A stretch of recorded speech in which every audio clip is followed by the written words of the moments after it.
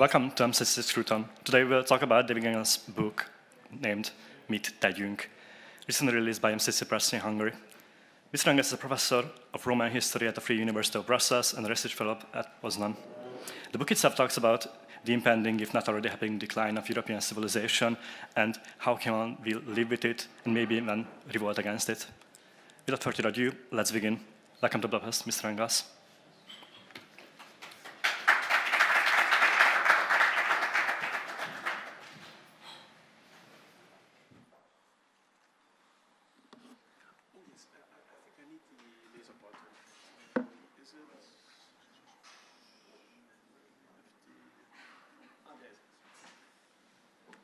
Okay, fine. Thank you all very much for the invitation. I'm really happy to be here to speak about the Hungarian translation of my book, What is to be done, and of course we will speak quite a lot about the content. So I will just give a very general introduction to this topic, which may seem at first view quite depressing. What is to be done, living with the decline of Europe, and speak a bit about the origin of that book.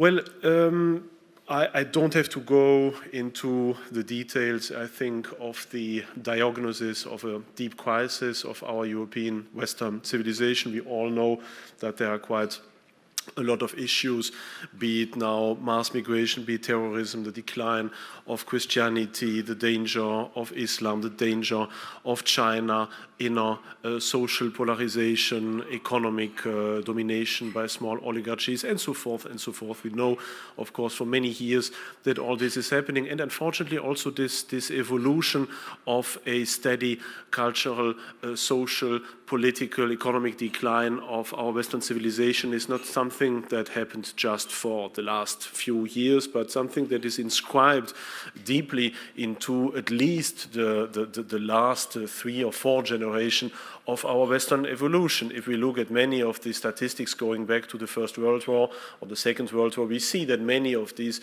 issues we are suffering now from today go back very far into the past. And that shows, of course, also that it will be quite difficult to change the direction or change the course of history, as I personally am deeply convinced, exactly as Oswald Spengler, one of my, I would say, major intellectual influencers, that we can draw something like a parallel history of all major civilizations, and that all civilizations know their phase of ascendancy, but also of decline. And very obviously, our Western civilization arrived now at a stage of decline, of old age, so to speak, quite similar to what happened in classical antiquity during the late Roman Republic, as I tried also to sketch in one of my books, also translated into Hungarian. And somehow we have to live with that feeling of being parts of a civilization that is in decline, that is rapidly approaching its final state of existence, and somehow we have to deal with it. That is, on the one hand, the outer condition that led me to writing this very personal book. The other condition is, of course, also my origin as a Belgian citizen living in a smaller town of eastern Belgium, in Verviers, which is a town already very strongly hit by unemployment, by economic decline, by mass migration, also by socialist indoctrination and so forth, and living for many, many years in such a framework also shows, of course, suggests also the fact that it will be very difficult or even impossible somehow to change the course of things. I also worked for many years at the Université Libre de Bruxelles, which is, would say, a typically very strongly leftist liberal universities, very strongly leaning to a more politically correct side also of things. And working there also showed me to what extent large parts of the political elites, at least of Western Europe, are already dominated by this more wokish thought, and that there is not much to hope also from these elites. And so it seems obvious that during the next decades there is not much that can happen, at least in Western Europe, to deflect the decline of the West or to change its trajectory. So we have to deal somehow with it. And so that poses, of course, the question, what is to be done?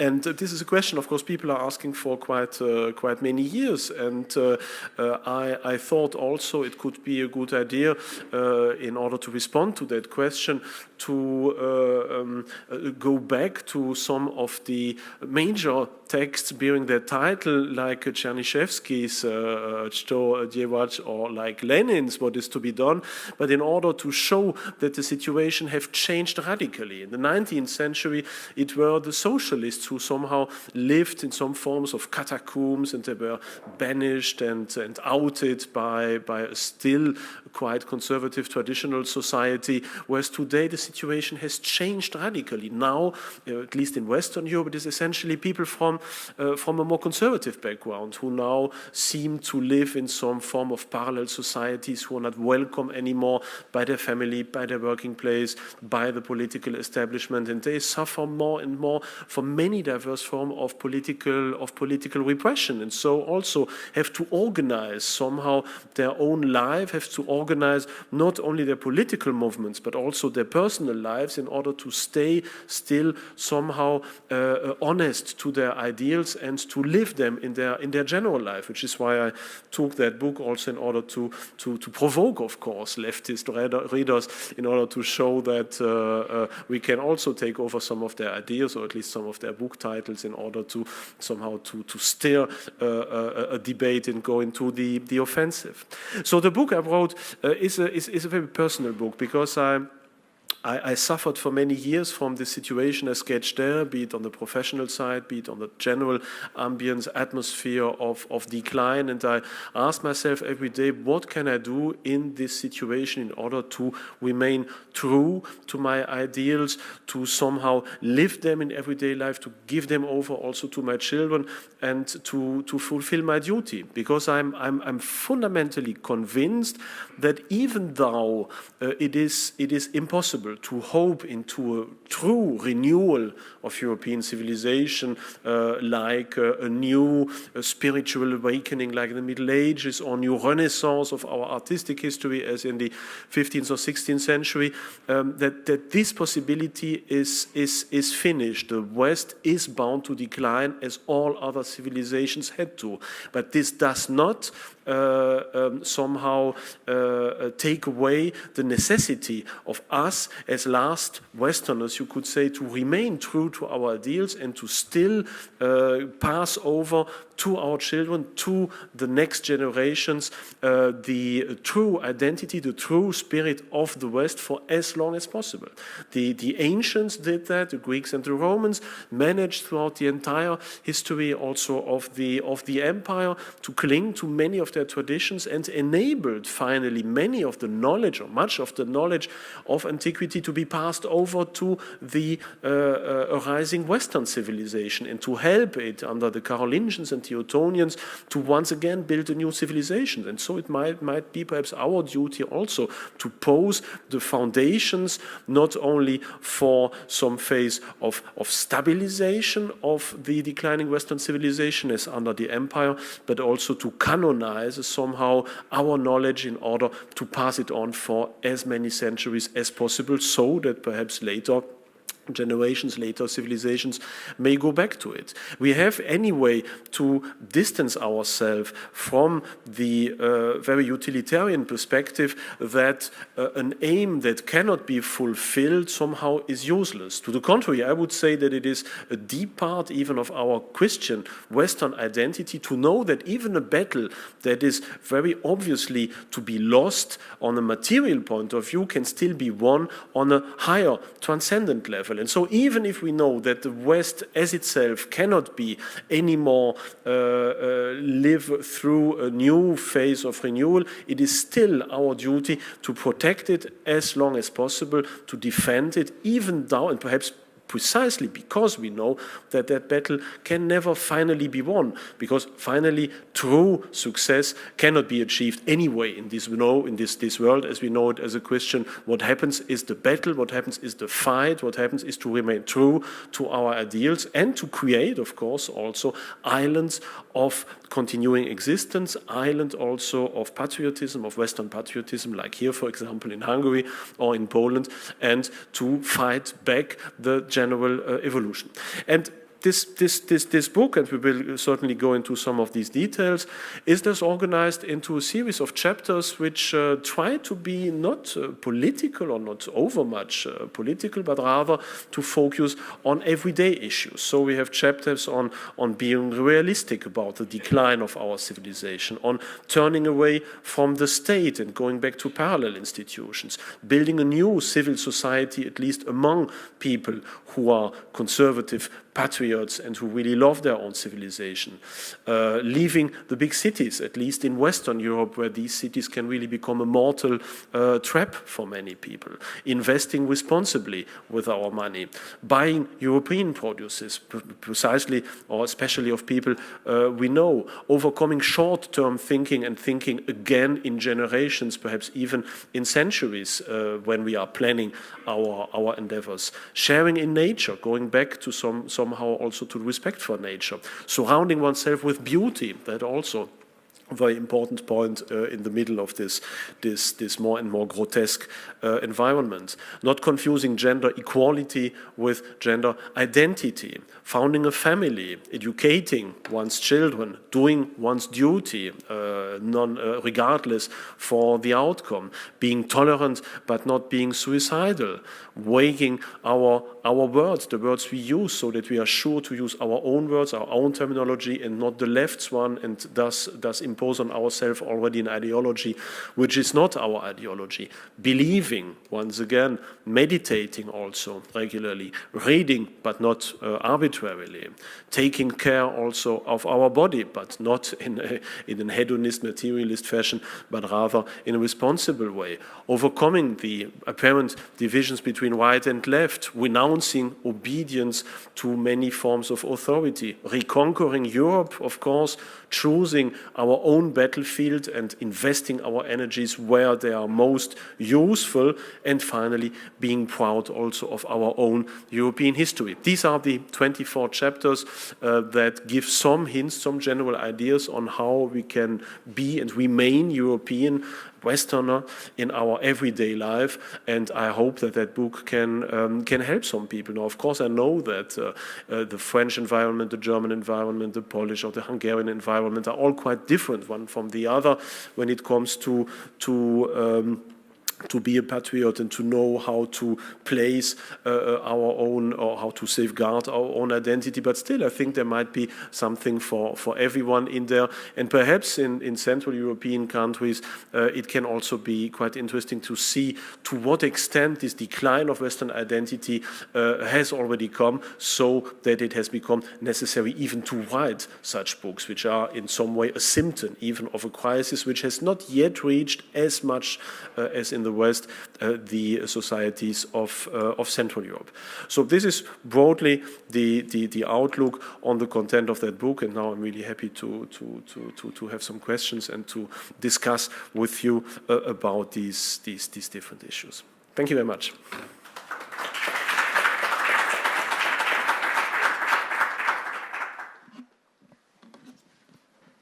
Thank you for the intriguing introduction. Well, this is going to be a low-hanging fruit, but I want to get it out of the way. Has anything changed with the incoming pandemic? No, certainly not. To the contrary, everything is worse now than when I wrote the book. This book has, of course, a long history in itself. I started to write it in 2014, immediately after my book on the parallels between the current crisis of Europe and the end of the Roman Republic, not the Roman Empire, the Republic. Took me quite a couple of months also, perhaps even years, to write it slowly. And then it was not easy to publish it in the first place, as many publishers said to me, no, we only want to publish books that are critical, that are negative, that are provocative, but we do not want to sell books which give a positive message or want to construct things, because that wouldn't sell really. That's what was told by many French editors. But in the end, after some years, I thought it was, thus I put this manuscript aside for a couple of years. And then in the end, I thought that in 2019, it was really necessary once again to go back to that manuscript, to change it a little bit, but not much, and to publish it. And it seems to me that it's, it touched a very sensible chord for many people, especially in German, where this book has been some form of bestseller, which I never really expected. Now we will even have an audiobook that will come out during the next week, where I read the book myself. So it's functioning quite well, and I don't think that its content somehow depends very much on political event. I think we are still more or less on the same situation. I would rather see that the big difference is probably one between a Western European readership and a more Central or Southeastern European readership, because the social and cultural conditions in both halves of Europe are quite different. And many of the pessimist outlooks I try to share in that book do not yet apply that much to the condition in Poland or Hungary, for example, as they do in the French environment. But is it actually possible for the Central and Eastern European countries to shift the tide and to carry the torch forwards to Western countries? No, we cannot change the tide. The West will end. All civilizations end one way or the other, so we won't escape this. But as a declining and an ending or dying civilization doesn't mean that everything will crumble and we will all be killed and there will be some form of storm on all Western cities, and then the end there will just be ruins. They're a very romantic vision of the end of civilizations, which does not correspond at all to factual reality. What is ending is for the moment the wish of large parts of the people to be part of our civilization. More and more people distance themselves from their part. They do not want that heritage. They reject it. They become, of their own wish, and of course imposed upon also by the media, by school, by politics, post-historical beings. They live in these cities, they work, they learn writing, they make things, but they are not anymore parts of a collective cultural identity. And more people simply drop out of this civilizational grip, which means that in the end there will just be some handfuls of people who still try to cling to their own identity, exactly as in late antiquity there were just some last noble families in Rome who still clung to traditional paganism and tried to keep it up and still to copy classical Roman and Greek authors in order to pass on that knowledge. And something very similar will happen to us. And of course, once a civilization becomes devoid of people identifying themselves with this civilization, then this civilization is bound to crumble more and more, because nobody feels really responsible for it. Nobody is wanting anymore to sacrifice himself for this civilization. People want to use it and to make it more or less work without too much effort, but they are not willing to die for it. And that is the end of a civilization, when such a process happens. And for the moment, this process is obvious, essentially, in Western Europe, of course, and it is not just a question of mass migration or population replacement. That is, of course, also another issue for Western Europe, but it's not a key issue. I would say it is rather a symptom of some form of self-hate, or some form of self-distanciation with our own past. And once someone is not anymore linked to his past, once he has rejected that heritage, as many of my students have already rejected that heritage, then it becomes extremely difficult for them to tie in again.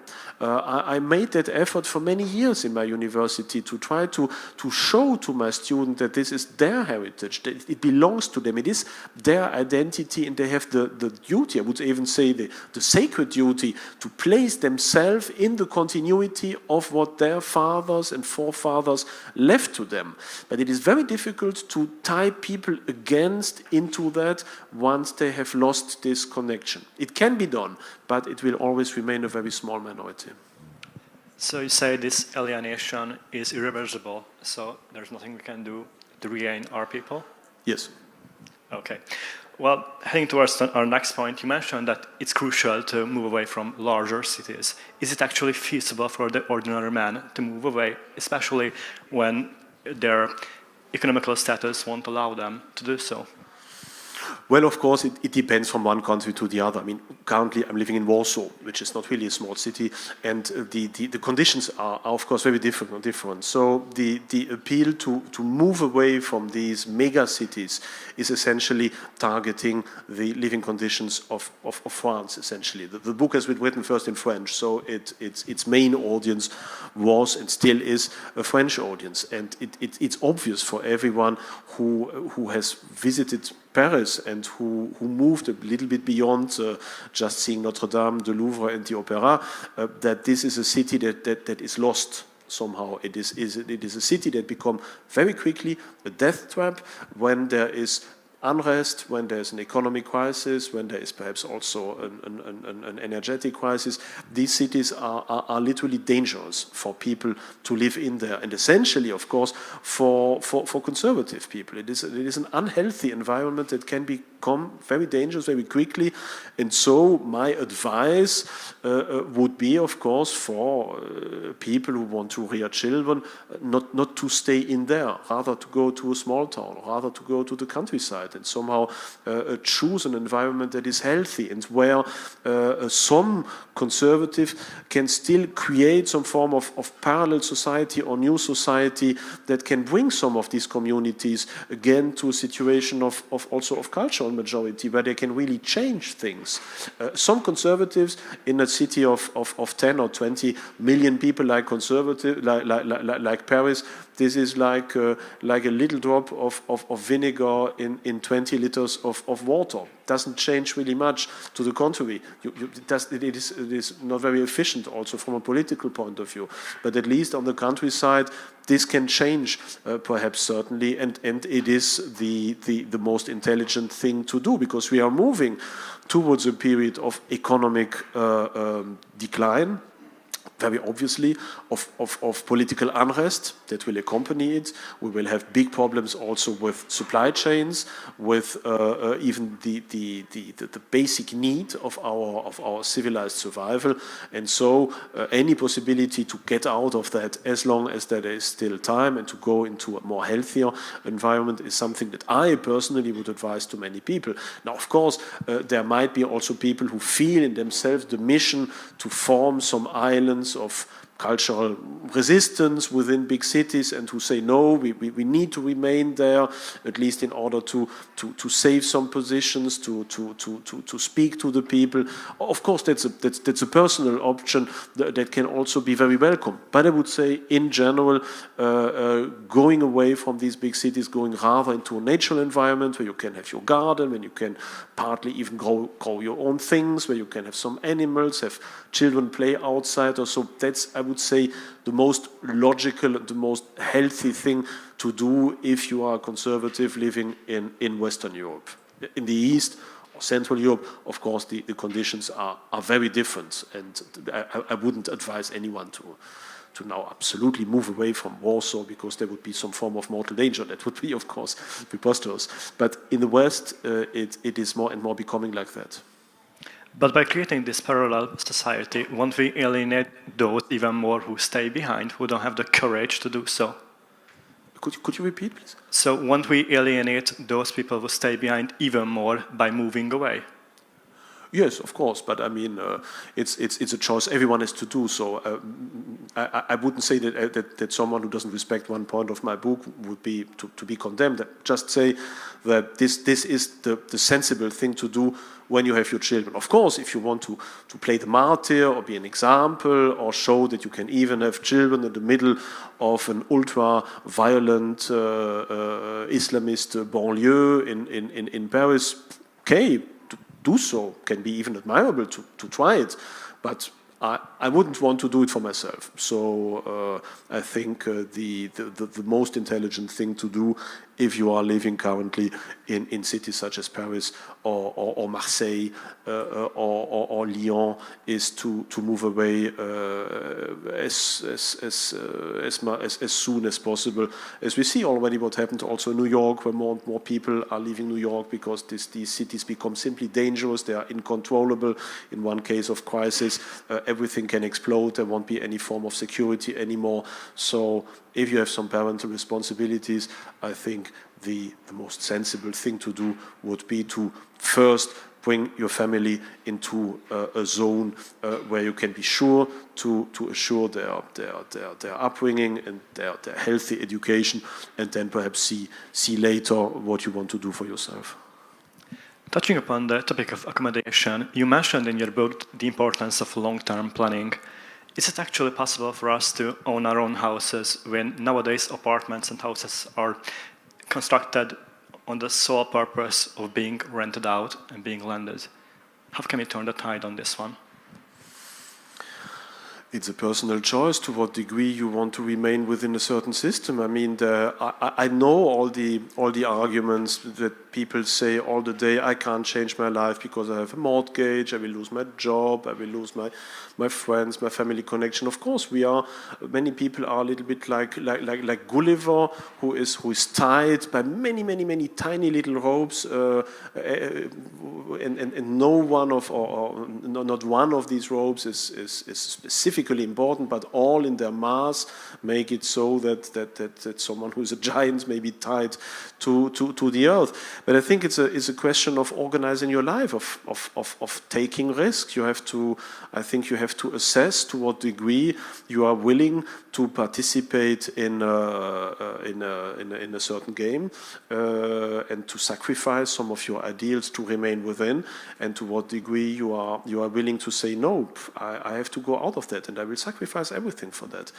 I mean, for the entirety of history, many people have simply dropped out. I mean, if you think about the early Christians, they were ready to die for their faith. They didn't think about, I will lose my job, I will lose my house, it's so easy, I will just have to sacrifice a little bit of frankincense for the emperor, and then everyone is happy with me. They didn't want it. They were ready to die for that. And during the religious wars in the 16th, 17th century, also people were ready to die for their belief. They didn't want to make compromises. So it is possible, but you need, of course, to see to what degree you are able and willing to take certain risk, and to what degree it is your responsibility to remain within. That's why I named one of the chapters of my book also choosing your battlefield. I mean, everyone cannot do the same thing. For some people, it may be important to remain within their job because they have some influence, so they may perhaps have to hide some of their conservative views because they know it is for better good to remain within. Others have perhaps more liberal professions where they can permit themselves to construct their own things. Some people have children, others have not. I mean, everyone has to choose, of course, how his means can be invested best for this common fight, and that cannot be predicted or imposed on anyone. But as I say, it's a personal choice, and I think it is always possible to escape it if you are willing to take the risks.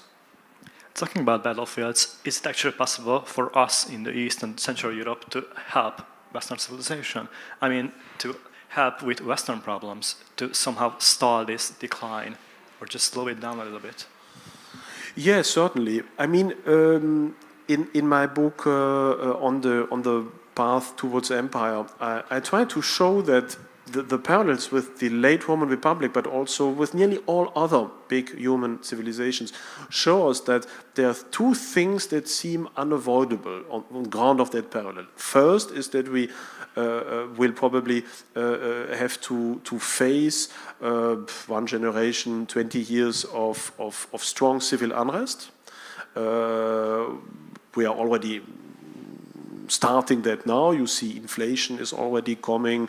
You see that the Yellow Vest, Black Lives Matter, Corona manifestations, all of that is, of course, already a symptom and is a premonitory sign of this civil unrest that will probably lead the West really to the brink of disaster. That's what happened also in the late Roman Republic. That's what happened in all other human civilizations.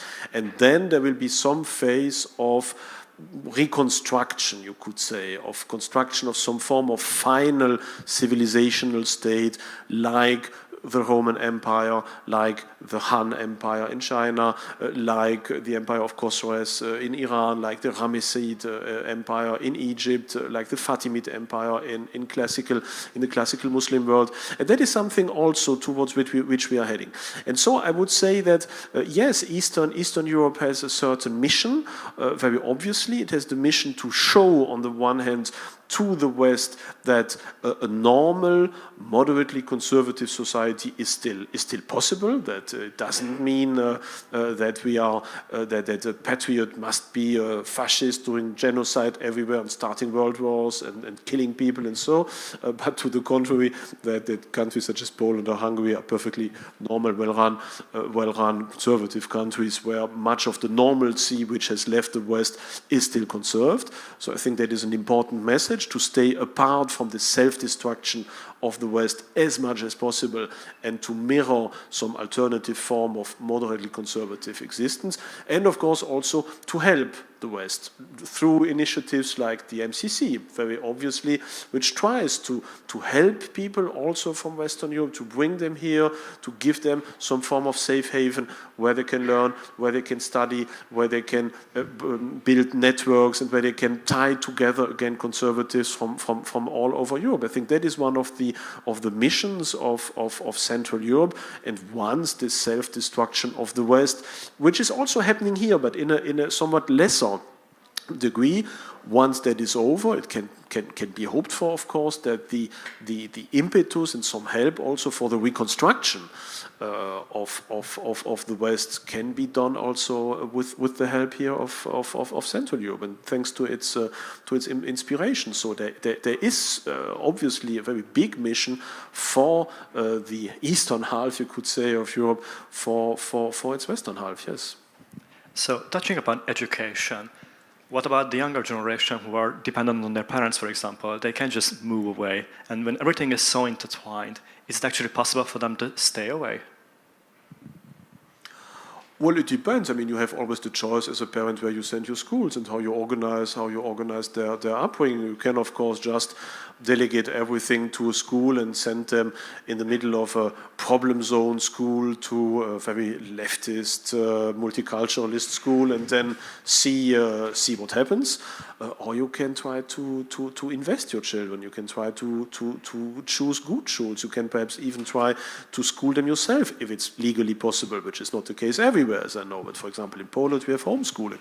In France there is, or was at least until last year, also possibility of homeschooling. You can always also inscribe your children in some forms of more traditionalist educating outside of schools. You can try to help them, to show them things, to make grow in them the love for their own civilization, and showing them the great buildings of our civilization, to show them the music we did right, to accustom them also to some of the basic ideas of our philosophy. So all that is in the hand of parents, but you need, of course, to invest it.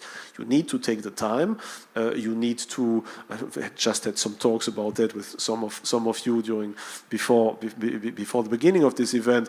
To sacrifice some of your own self-realization for your children. To invest this time, and you can change enormously their evolution. And if you see that things do not happen as it is, you can always move and go into another country. That's what I did. I moved expressly on purpose from Belgium to Poland, essentially because of my children, in order to be sure that they would grow up in Poland in an environment that was much more healthy for children, that was much more normal, where schools were not about leftist indoctrination, where you could say the social fabric of society is not yet that polarized as it is the case, for example, in Belgium, and to be in an environment also where things like criminality and so forth is really more or less non-existent, which is also very different from many of the schools and cities in Belgium. So it is possible, it can be done, but you have to sacrifice sometimes some things and think in long dimensions and think about next generations and instead of next year. So we are rapidly approaching the 10-minute mark, so if any of you in the audience have any sort of question, feel free to ask. Moving on, I think it's best if I take now a light-hearted question while everyone in the audience thinks about asking something. In your book, you mentioned the importance of reading good literature. Is there any kind of book you could recommend to the audience? Good literature. Well, I mean, good literature is very subjective. It's not about that you need to read books that are in a certain canon and not the rest. That's not the aim of that chapter, but rather to approach another understanding of reading. And reading is not or must not necessarily be about just consuming every new important novel that has just been gone out in order to discuss about other people what you think about it. Reading that can be sometimes concentrating many efforts just on one book, and many books can develop and can grow within your own life. For example, in my case, one of the authors which I would never have, or who I would never have thought would influence me so much when I first read him was Tolkien. I mean, I discovered Tolkien when I was 14 or 15 and really liked it and read a lot about him. But I would never have thought that even now, with 42 years of age, I would go back to Tolkien and his Middle-earth nearly every day in my life, because it has become so important. And not because I would say Tolkien is more important than Virgil or the Ancient Testament or Goethe or whatever. It's just that sometimes you can go through a certain book, you can read it again and again, and it's more about reading things not in order to consume them, but rather in helping them, elevating you and giving some elements in you that grow over time and that make you another person. I think that is very important, even more so in a world where today we are so addicted to just consuming things on our smartphone, and where we already see that the text longer than perhaps 5,000 signs is already too long to be read on that kind of device. And I think we have to go back and take the time to go back to real literature and to the real act of reading, and to opening ourselves to that form of experience that is slowly declining also over the ages. So do we have any sort of questions in the audience? I would like to ask about the cities. You mentioned, and Christian also asked, the issue of the cities and the rural-urban cleavage. How do you see the changes of the role of the cities in European culture? And do you see any deeper differences between Western and Eastern cities and their role in the local society? Yeah, that's of course a vast question. I'm not an expert on the urban question or urbanization or that kind of thing. But at least what is becoming obvious in France, for example, is that the country itself is more and more depleted of its energy, of its people, of its productive power by one mega city, which is Paris. And you can say more or less the same about London when it comes to England on a somewhat other base. And I think that is an evolution that goes further and further. We see in the US, we also see this enormous concentration of population in certain centers, and in between there's nothing that is left anymore. And that too is unavoidable as evolution. We see it in all big civilizations. We see it at the end of the Roman Republic, where some mega cities grow to enormous proportions, like Rome, like Antioch, Alexandria, Carthage, and so forth. And entire countries like Italy become a desert. Italy, the late Roman Republic. That's what is happening once again right now. But it is, of course, something very dangerous, because these cities, they become a world in itself, but they are also extremely fragile.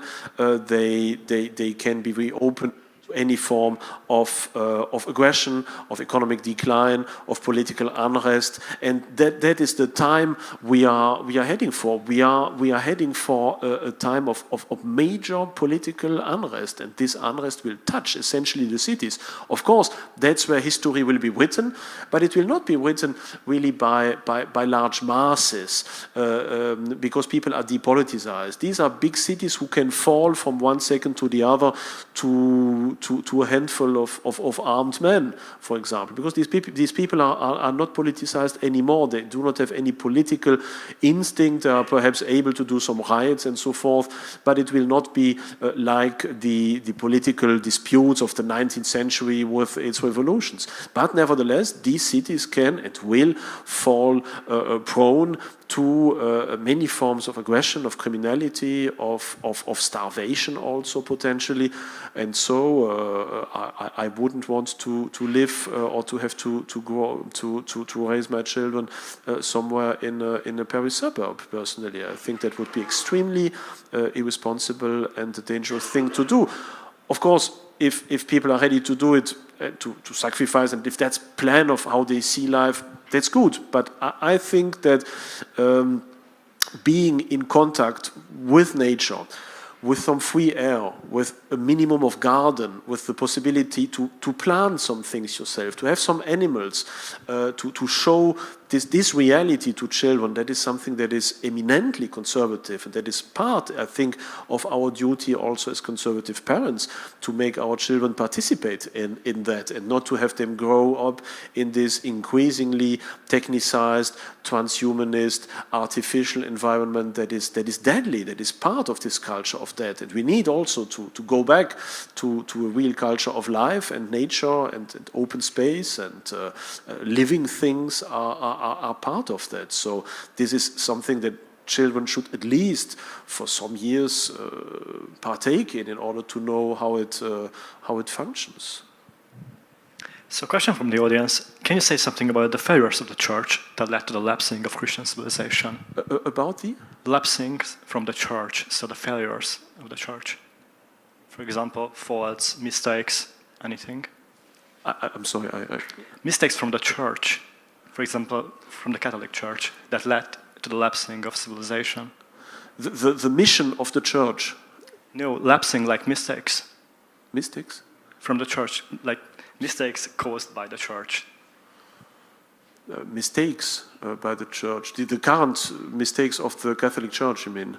Yeah, for example.